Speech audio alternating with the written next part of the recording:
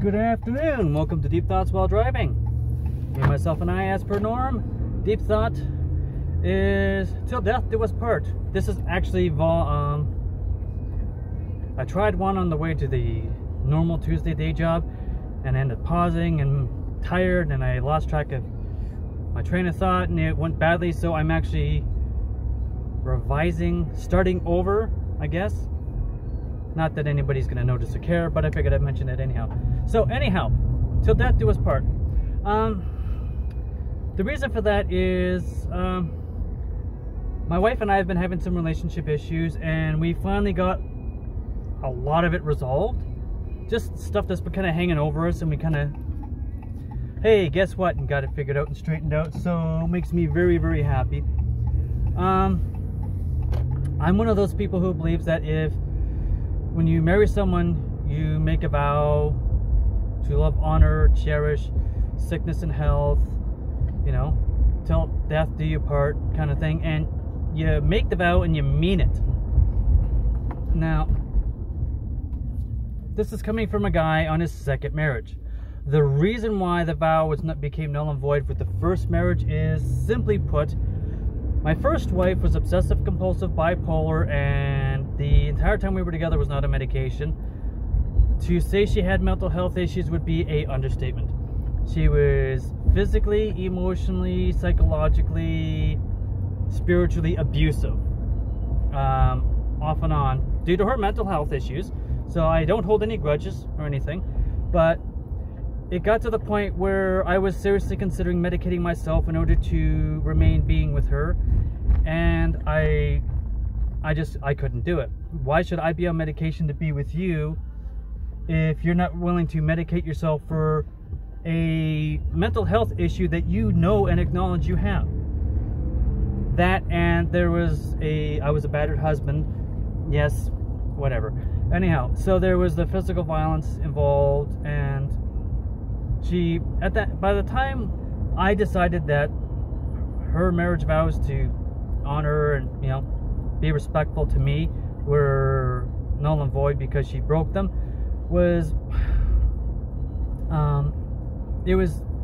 there was some physical abuse, but it was more, her attitude towards me is I was more servant than husband. There was no equality whatsoever. I do what I was told, when I was told, how I was told, or she screamed, bitch, and belittled me until I did it. So that's not love, that's not honor, that's not respecting one another. And I definitely didn't respect her because of everything that happened. So that being the case, the marriage vows, null and void. So I moved. Got a divorce. I moved on. I started over.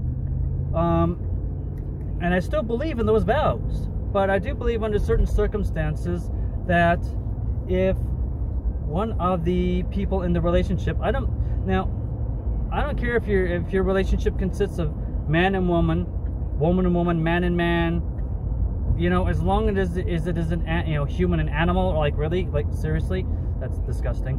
But really, you know, whatever your relationship is with your significant other, your loved one, whether it's a boyfriend, girlfriend, husband, wife, husbands, wives, whatever the case happens to be, when you get married, whether you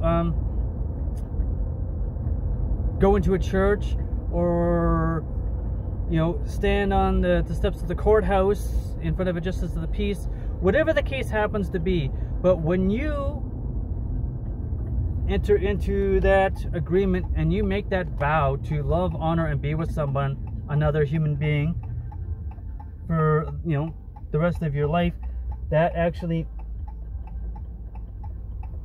means something. You are sticking out so far that it doesn't make sense.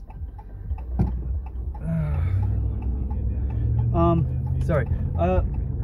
Yeah, I'm trying to drive at the same time, and driving is my first focus. So anyhow, when you go into that, you know, it's till death do you part. Sickness, health, better or worse. I've been through bankruptcy. I've been through divorce. I've been through child custody. My wife, my current wife, the love of my life, she's seen me go when we were, you know, just in a friendship relationship. From the time we met till now, she's seen me go through bankruptcy, divorce, child custody, all at the same time. She's seen me at my lowest. She's seen me at my best. She's brought me up to my best. You know, she's seen me sick. She's seen me healthy. She's seen me mentally in a great place and mentally in the worst place ever. You know, so when is enough enough? Well, never. Because as long as she's still, you know, still, as long as we still have that honor and respect for one another, then we're all good. Everything else, you know, we can correct and adapt. And relationships change. I mean, we've been married for maybe 10 years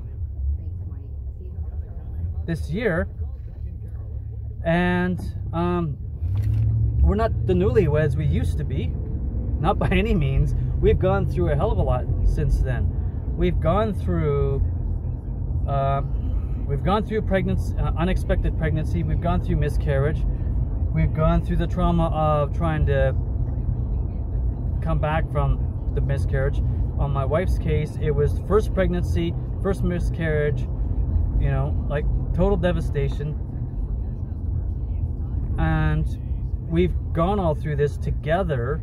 It didn't necessarily pull us together, but it didn't necessarily pull us apart, because we kind of just shut down, both of us. We've come back from emotionally shutting ourselves down completely and basically being a couple of walking shells. But we've brought ourselves back together. I still have my best friend. I still have my wife. We have one little sticky point in our relationship that we still have issues with, but every marriage has its difficulties, you know, its imperfections. So whatever, we'll get over it. We'll adapt, and we'll move on, and hopefully we'll move on together. But no matter what, she's always going to be my best friend. That's the way it is. So she's yellow light. She's the person that I can see myself being, growing older, sitting on the back porch in the rocking chairs, sipping iced tea, watching the children, the grandchildren, and the great-grandchildren playing. And she's the one I want to do this stuff with. And before that, I want to travel the world with her, do all kinds of fun stuff with her. So yeah, one of the big problems is we live in a very disposable society. You get in a car accident, you don't fix it anymore. You just write it off and get a new one. You know, everything's disposable. You know, like the coffee pots we had used to last for 20 years. Now the coffee makers, well, you know, you get 6 months out of it, woohoo, you know. Oh, well, it stopped working, or the clock stops working on it. Well, toss it in the garbage, and we'll just get a new one. You're cheap and easy to replace. Everything's disposable. So being in a relationship with another human being for 20, 30, 40, 50, 60 years, it's unheard of. It's surprising nowadays. And it's sad to see. But yeah, we live in a disposable world nowadays, and unfortunately, for the younger generation, seems to be that attitude runs into the relationships as well. Well, if this, you know, I'm in mad, passionate love with this person, and well, if it doesn't work out, I'll just get another girlfriend. Well, instead of trying to, or boyfriend, whatever the case happens to be, but instead of trying to make the relationships work, the first sign of trouble, people seem to say, fuck it, and throw their hands up, I quit, and run to the hills and just give up, and then wait 6 months or 6 weeks or 6 seconds, whatever, and then start all over again, instead of putting in the time and effort to make a relationship work. Here's some relationship advice, marriage advice. Relationship first of all, marriage second, but still. First and foremost, if you're in a relationship with another human being, never go too bad, angry with one another. No matter what, if you have a problem or situation with the person you care about, care enough to stay up all night long if that's what it takes. You don't have to resolve the issue, but at least come to a common grounds. Never go to bed mad. Never go to bed angry. Not at your significant other. If you get pissed off and get in a fight, I don't care if you end up sleeping on the couch. Don't go to bed mad. Never. It'll destroy your relationship. Also, never get a tattoo with your the other significant other's name in it. That's just jinx, big time, hardcore. Just don't. Trust me. This is from a guy with 3 tattoos. Don't. Marriage advice. If you want to make it last, make it last. You are the one who decides whether it's going to last or not. If you truly care about the other person in the relationship, you'll stay up late and talk it out. You will stick around. No matter how tough things get, you will do what it takes to work things out and be there for the other person. There's times, a lot of times, when you actually got to put the other person and their needs first, or a relationship doesn't work. You cannot be totally selfish in a relationship. Well, you're not meeting my needs. Well, okay. Why? Well, I need this and I need this. Okay, but what are you doing to meet my needs? So if I'm not meeting your needs, I'm being selfish. You're not meeting my needs, so I'm not going to be there for you. Well, okay, it works both ways. What was the last thing you did for that other person to be there for their needs? Now, if you're with someone who's a user, there's givers and there's takers in this world and in relationships. I don't care who you are, I don't care what you say, that's the case. It's a given, it's a fact. There are givers and there are takers. If you are a giver and in a relationship with a taker, you have to remember that you have to draw a line. This coming from a giver, okay? Eventually, if you don't take for yourself and you're giving and giving and giving and not receiving, that's not a relationship, that's a sponge. They're just sucking life out of you. If you care about the other person and you honestly think they do care about you, sit down and talk to them, and they may be a taker, but they will have to learn that eventually they're going to have to stop and give in return. It's the way it has to be. It has to be a give and take relationship. And sometimes those people who are natural takers have a hard time flipping it over and being a giver, but it balances the scales and makes the relationship work, because if you don't, it's never going to happen. So yeah, that's it. That's my rant. That's my rave on Till Death Do Us Part. Hopefully, if anybody watches this and it helps you in your relationship, or you think it might help somebody in their relationship, please feel free to share it.